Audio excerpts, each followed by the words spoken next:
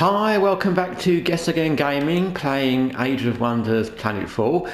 So, as I'm probably going to do generally with this game, I've played it on a little bit. I think how much I play it will depend on how much time I have, but also it will depend on kind of where I am in the game and what happened as I'm playing it on. So I started playing on a little bit this morning from the last video, and I didn't get that many turns in before a few things happened, and I thought, okay, well, might as well make an actual video of it rather than talk about what's happened. At some point, and it might be after the next video, like I said, I want to try and move it on quite a bit, because this early busy work of building up a few colonies and building up your armies, not a lot happens once you've seen the general way things go. But if anything does happen, I'll always kind of stop and drop in. And like I said on other videos and other games I've done, at some point I'll drop in a video about a different game just to break things up. But anyway, so I probably got on about 5 or 6 turns more, and then things that happened are as follows. None of them are wildly different, but they're just things I thought is easier to show. So with this city, Tyexnoid, which sounds like an infection or some kind of cream you'd get from the doctors, but anyway, it's able to annex a new section. Now, again, when you get to annex a new section, you can pick, it's got to be adjacent to the ones you already have or your colony, but you can pick which one you want. So we've got one there. We could have. It's not got much, but it's got it's got energy and food and industry, so it's got a river, so it's got some, and these places, I'll show you one somewhere, there, there's some that are literally uninhabitable, they have nothing, and these ones that are, I don't know if there's one there, but we'll have a look, yeah, coast. So there are some that literally have nothing, they're just kind of filler places where you might want to take it as a section or a forward base just to cover your borders or join up your sectors, but there's actually not much there. So there's that one, which is not bad, it's got some things, but we'll see what else.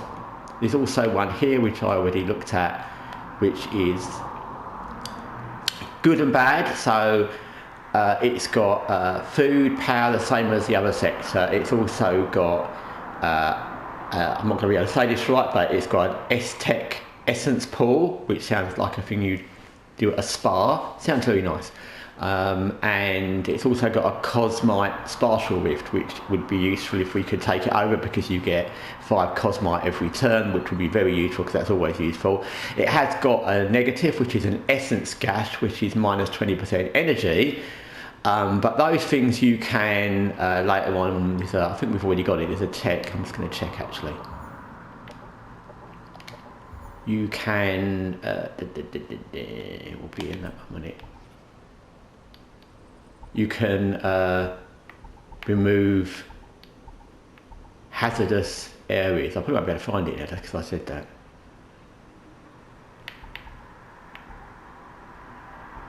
There is one, I've seen it, I'm not going to go for all this now, I can't find it straight away. But there is one where you can remove harmful effects, so we can do that. You need a leader to do it, to be on that square, but you can do it, and we have got that tech, I'm sure. If not, we can get it. It costs energy, and I think it costs Cosmite sometimes or something to do it, but you can do it. So out of that, I think that sector's got more going for it than the other. It'll give you a warning, hazard warning, but you know, this whole game's a hazard, life's a hazard, so we'll take that. Okay, so the next thing that happened was we've kind of done in the 5 or 6 turns is we built up our series. We've got a few new units starting, nothing radical. So with this unit, I noticed there was another anomalous site. I'm getting better at saying that. Another anomalous site there, and I headed down towards it. And on the way, the Spacers faction. And you can see there on the left hand in the corner it says spawner glitch, Hopper Hound nest destroyed. That's a quest for them, and it just came up as I was heading towards here. So what also it's worth doing is when the various NPC factions give you quests, the time to definitely take them is if you're in the area. So for example, here, that's exactly where I was when they gave me the quest. So I'm there, quest is there, and where I'm trying to get to is there. So sometimes it's almost like a no-brainer. As long as you've got a big enough army, obviously if that was a very small army I wouldn't do it, but as long as you've got a big enough army, I would always say that the reasons for and against doing quests for the NPC factions is basically inconvenience. If you're in the middle of a war or fighting somebody else, one of the AI players, you don't want to be going off to do their quests, and sometimes they're really out of the way. For example, if this enemy that we were meant to wipe out for them had been there, that would have been inconvenient because we wanted to go that way to there, and even if we hadn't particularly, we don't necessarily know what's up there. Do we want to send our army quite a few turns away to an area we don't know what's there? Maybe not. So yeah, it's all convenience. By the way, another thing that I probably didn't mention before and just occurred to me now is, especially later in game, when you get the AI players much closer to you and their borders are near, they will apparently, from what I've seen, you don't know because you don't know what communication goes on between them and the NPC factions, but apparently they get offered the same quests because I've gone to do a quest, and because I've either not been near enough or I've left it a little bit because I've got 10 turns to do this, an AI player faction has actually completed the quest instead. So that can happen.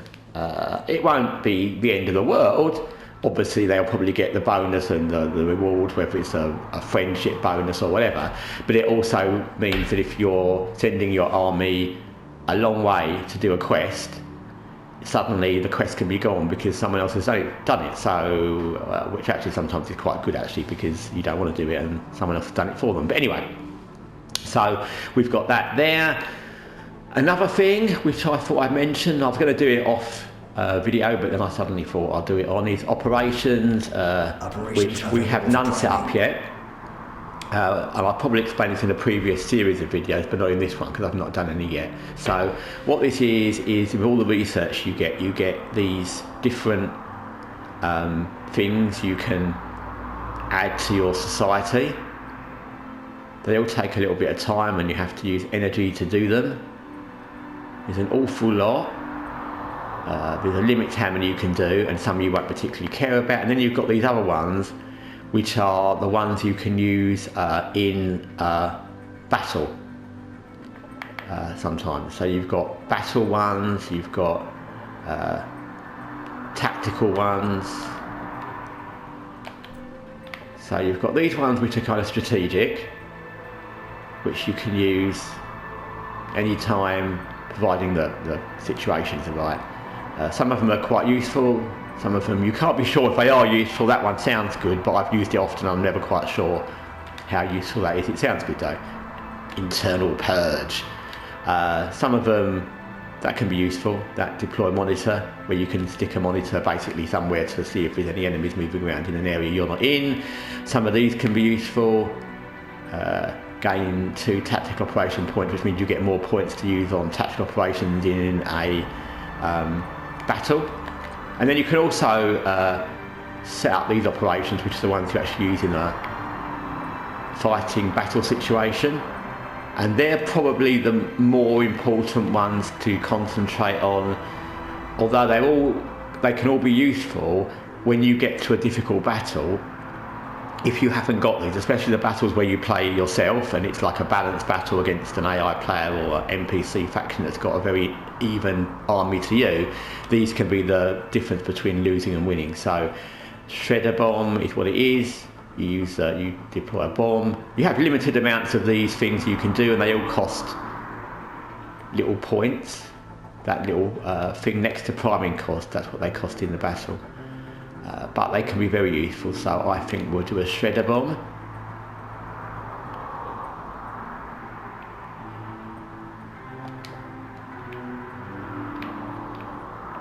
Oh, we've already done a Shredder Bomb, that's what it's telling us. In that case we'll do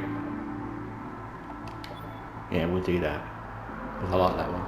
So yeah, it's always important. It will keep saying operations ready to prime, and you'll have an awful lot, which we have there. And like I said, you won't be able to do them all. You won't want to do them all. They all cost energy, and we've not got a load of energy spare at the moment, but you can't do them. Obviously, you'll need to do them in advance to use them. Some of them are just things that run in game. So once you've done this one, it will be there for the whole game. Sometimes, like deploy monitor, once you've used one, you have to do it again. So that's another thing to balance up when you're using them. It's like, well, okay, you can use that once, but then it's gone, and then you've got to do it again. Some of these, they're just one-off deals. So they all have different pluses and minuses. So the next thing we will do is we will kill this. Oh no, we won't, will we? Let's see, I don't remember. Yeah, we'll kill that. He said, hopefully. Yeah, we've got a much bigger army. We'll wipe them out. That was a very easy victory for the NPC faction. We got a lacerating shotgun, which sounds good. And we'll definitely take that. Objective completed. I would, like I said in a different video, I would suggest you keep all the loot you get, especially early on, because the guns you pick up from either missions or from inside buildings when you take a building or a settlement or whatever it might be, or the ones you get for completing missions, all those weapons are good. They're often better than what you have, or at least as good. And it's only later on when you have extra weapons, you might even have multiples of some, that it's worth selling them. But I certainly wouldn't advise selling them early. So we've done that. We'll go here. There's something else to kill there, which we probably will. And we've got our main leader, and we were going to go here and kill that, I think. I'm just going to check what that is, because I hadn't even looked to see what it was. It's quite powerful. Sometimes you can't judge by the size of an army, so that's got 4, but actually it's got quite a good strength, but we're not fazed by that. We will have a go. So we've got that one where we're building another unit for that army, because they haven't got many units. We've got one there where we decided to build arc turrets. The reason I built arc turrets for our settlement rather than more army, although I've got unit spaces, is because that colony is a little bit further away. Not colony, that colony is a bit further away. So I thought we would fortify it a bit, because you just don't know what's literally around the corner. Maybe we should try and find out what's around the corner actually. So what I'm going to do is just have a little meander around here. Actually, that is, he says, seeing that. I didn't notice that before. Ah, that's interesting. So we would want that, because what that is a NPC settlement. You can see from the units it's another assembler settlement, same as ours, but if you defeat that, or B, if you negotiate with them to join you, which is what you'd want to do, actually, you need that green circle thing. I can never remember what it's called, the other resource that's not cosmot or anything. But if you defeat that, or you ask it to join you, what will happen is if you've got a bigger army, or if you confront them, the option is there. If you've got enough of the green circle things, you can negotiate with them to join your settlement. And then what that basically is they'll become either a colonizer, or which you can move somewhere else, or they'll just become your settlement, and it's basically a free settlement. So you've not had to build a colonizer to do it. So that will be very good. I'm not sure if that army is going to be strong enough. We might need to use that army, but they're going to be tied up there a little bit. Okay. And again, I don't know what's here, but the AI players take over these and use them as well. So it's not going to be there forever. It may be there for a long time. I don't know where the other AI player is in that area, if there even is one. So, okay, so that will do for that term. And again, this is again coming back to games like Total War, and I think this would be the nearest to Total War or Stellaris in how it looks. Not in, there's probably other games, but they're the ones that I've played that it comes closest to. It goes quite quickly at a point where you think you're on top of everything because we've got 3 colonies now. Seems like we're doing pretty good. We know what's going on. It's not that difficult to kind of manage. I think we'll kill that. Let them retreat. We're gracious. Let them go. Save the forgotten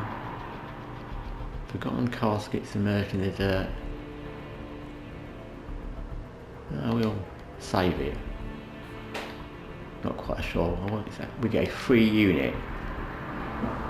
Oh, that's nice. I've never had that particular free unit before.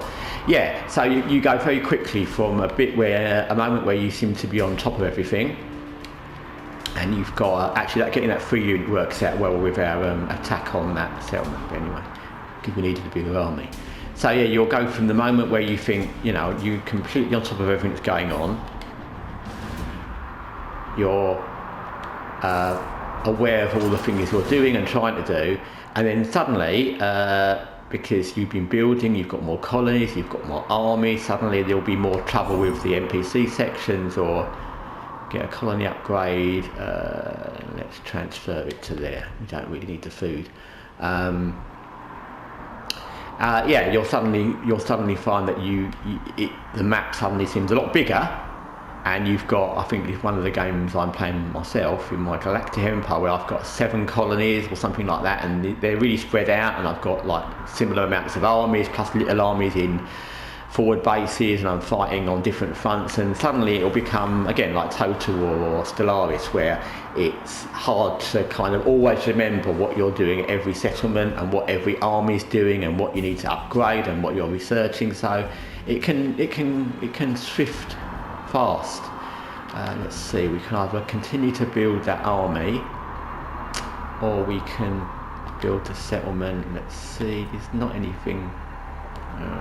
Botanical Gardens is, let's see what that gives us. Get more influence. Oh, that's that green circle thing. I'm sure it's called something else, but we'll call it influence from now on. Yeah, let's build a diplomatic analysis wing. That sounds like a thing we do. I'm half thinking should we attack that or not? We could have definitely killed that. I don't know, let's kill that. Let's be daring. We may live to regret it, we may not live. Oh, okay, so yeah, as I said, the thing where it tells you the battle statistics in this game is not 100% reliable. That's not necessarily bad. I mean, I guess it's, it would happen in real life. Sometimes you might find equal army and you might win easily, and sometimes you might find a small army that might fight a small army that might be very clever, and they might put up a good fight and take out quite a lot of your army. But you certainly can't rely on that as a kind of overall indicator. So that was an army that wasn't that short of what we were, but we just killed them all quite easily. Oh, that's interesting. We got a unit, that liquid magma thing, I assume is a unit, and we got a void hammer. So it's always worth killing off NPC, Marauder factions, little armies. It's always worth killing them because you can often get, well, actually NPCs as well, but we don't want to fight with them yet. But it's always worth killing off any Marauders you can, because you never know what you're going to get. Often they're on something like that which is going to give you resources, and sometimes they'll just give you, sometimes they won't give you anything much, but except experience, which is always good. So, received a proposal. They want Cosmite, they offer a lot of energy, but we haven't got much Cosmite. And as you can see, that thing again, the AI advice in this game is not something to follow. You need to use your own judgment. If you attack an army, decide for yourself if you think the risk is good, just because it says, your win doesn't mean you win. I've gone into buildings or structures where it's been overwhelming, it's a low risk battle, and I've been completely wiped out and they haven't lost a unit. And I've gone into battles in the same situation where they've been equal to mine or slightly higher, and I've wiped them out without losing a unit. And the same with these analysis. That trade analysis, it's a fair deal. Well, it probably is if you look at it in a overall in the world picture. It's like saying, if I give you 20 quid or £20 or $20, will you give me 2 DVDs? And that sounds like a good trade, unless they're DVDs you really need or you really like, and then it's not a good trade. So it's probably analysing it exactly as an overall game statistic, but as you can see, we've not got much Cosmite, and that's harder to get than energy, so we don't really want to give them that. And also, it's always worth thinking, what, you know, if they haven't got that, they can't be building new units. So you don't want to give AI players stuff that you really don't want to give them, especially if it's going to help them research things and that. So we can go to the anomalous site, burn through some more ice. There's a lot of ice in this game. I suppose it's because it's icy. That would be the reason. I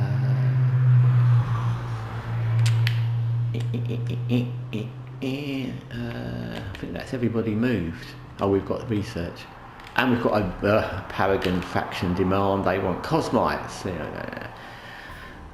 So this is where it gets tricky. So we've got them wanting a demand of Cosmite. We don't really want to give them that because we've only got 30, and we don't really want to give them that. We could decline and lose reputation, but then the more times you do that, you end up in a war at some point. Or we could do a quest.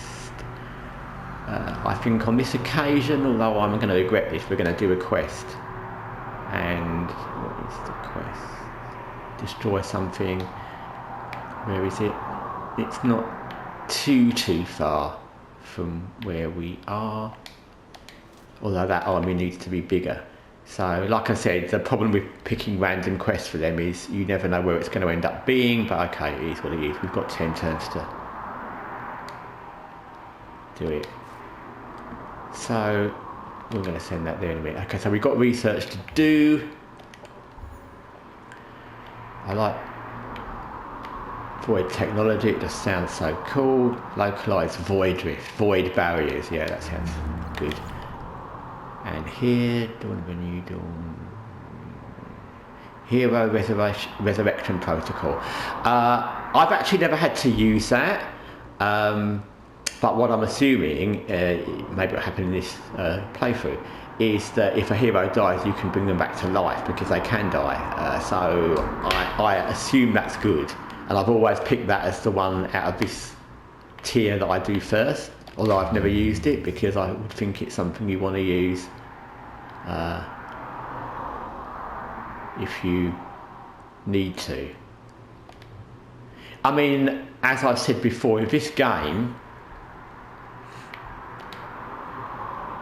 yeah, you always have, it saves on a very regular basis, virtually every turn. So if you do ever get into a battle or a situation that you don't like, you can just go back to a previous save. I know that's almost cheating, but I would say, I mean, as far as those kind of things in games, it's personal preference. I'm not a stickler for like, you need to do this or you shouldn't do that or anything like that. I've never played any pay to win kind of games. I wouldn't buy anything that enhanced my weapons or something if it was a pay thing.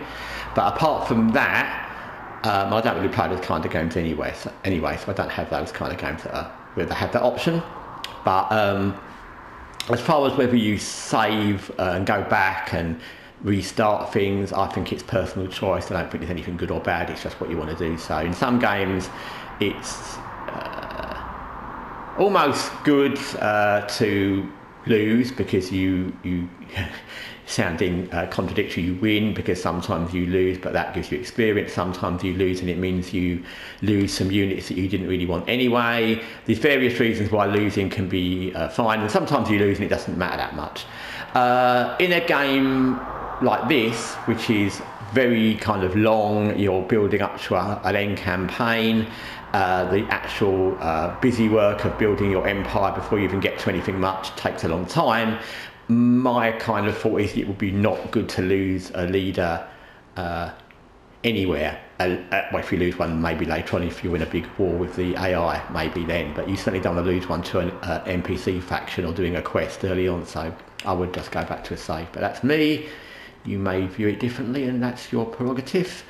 Tynox, I can't say that word now. Tynox can have another sector. Yay. Can we have that sector? What's that? I like that sector. Lava boost through research. That sounds good. Oh, but it's not in the right area. That's for somewhere else. Damn. Ideally, we want that sector. It's a Paragon barracks sector or Paragon army, so we can't have that one yet. We'll have to have a war with them to do it. What's that? Interloper Pass. Can we have that one? It just said we could. It just said we could annex another sector, and then it says sector limit reached. Well, to that then. Oh, okay. Well, unless I read that wrong, but you saw. Maybe you saw that I read it wrong. But anyway, okay, we can't do that, and we won't do that. So I think we've done with that.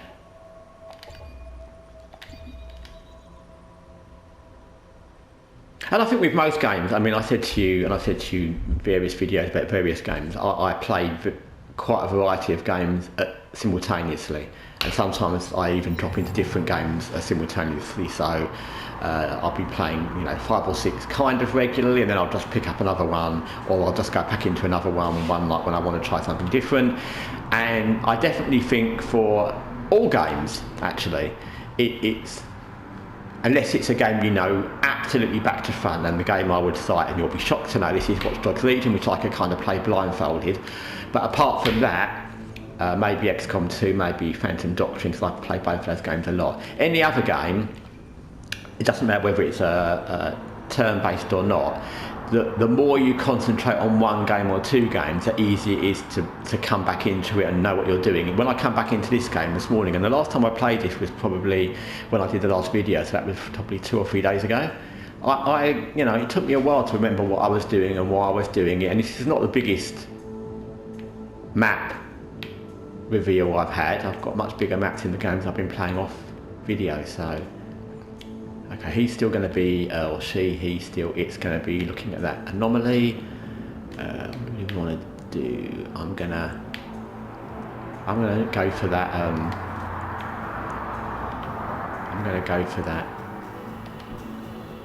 NPC settlement and see if we can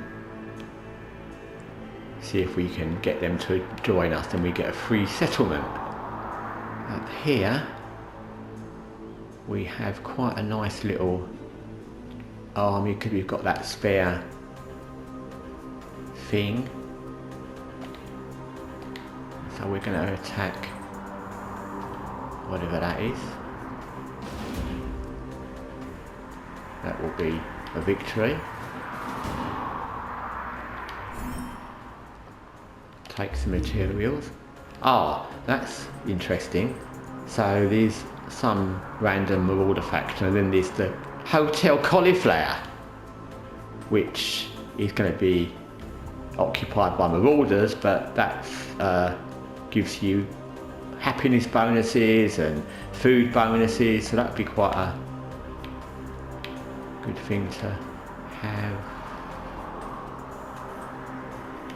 And it also unlocks the following: a relaxation centre, Roy 2, Emma 3, I think they're units, yeah, they're units, so that would be good to have. I'm not sure if we're strong enough to go into a thing like that. Those buildings you can enter vary dramatically. Sometimes they're the more basic ones, Paragon Barracks and things like Data Centre, the little ones, the ones there's many of, they can be less intimidating. What's that one?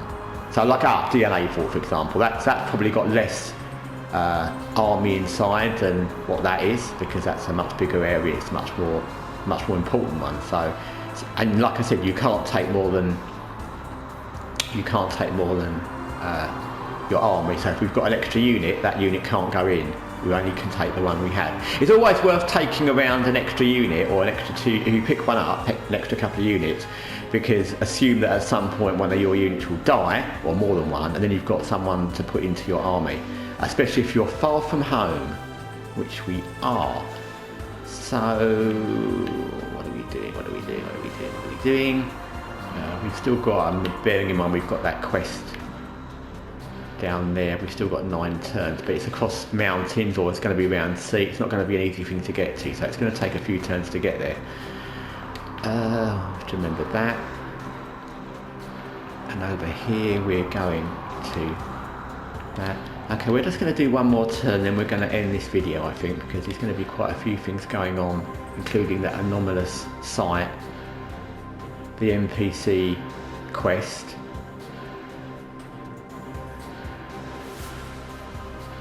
The good thing is that when you enter one of those structures, and I might even show you if I can get to it now.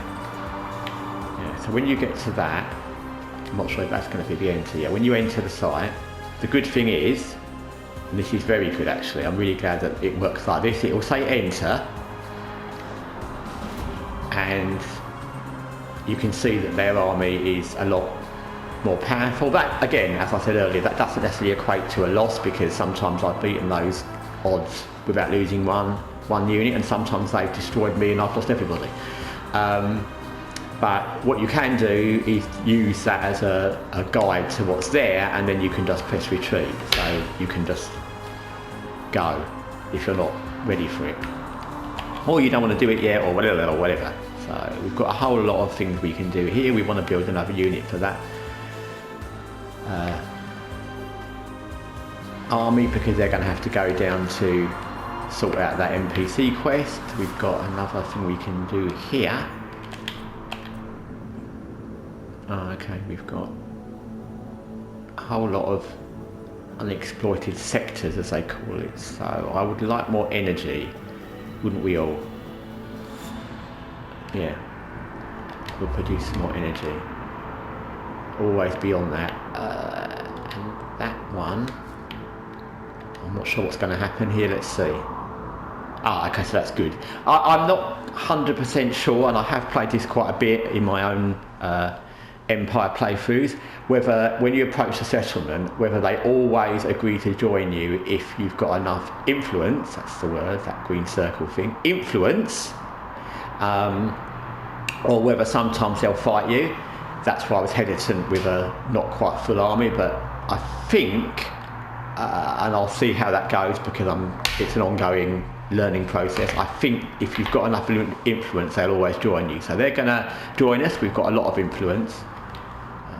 Always check the influence green circle thing before you do something that's going to need influence. That goes without saying, but it's easy to forget. So we've convinced them to join us. So we've got a new settlement with the very catchy name of AVD X5R.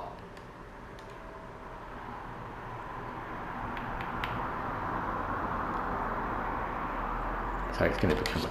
Oh, what's that going to be? Ah, okay. We're going to see what that does, because the thing is it's next to our other colony, and we can't have a colony next to a colony. So we're going to have to make that into... Actually, it's worked out well, because I can show you. So you can invite the populace to join the other colonies, which gives you people for your colonies, but I've never done that. I'm sure it's fine, but those kind of little details of getting an extra colonist aren't things that I kind of am really on top of in any game. Unless it's really obvious, like unless a warning flashes, you need an extra colonist in your settlement. It's not something I'm ever on in any game, so that wouldn't appeal to me unless I knew I needed it desperately. So turn the settlement into a coloniser unit we will do. So we've basically got a free coloniser, which we can... The only difference between that and that being a colony that was already there is we just have to move it somewhere, which isn't really any problem. So that's all good. Free colony. That is still doing the anomalous site. The only other thing is there. I thought I set a research thing there. Oh, okay. So we will I don't really want to build a unit. I will do that because we're not doing anything else. And I think we will leave this video for now. We've done enough, covered enough. It might be on the next video. I might play on straight from this because there's quite a few things happening, including make a new colony. I'll see. I mean, making a new colony is not exciting. We've also got that anomalous site.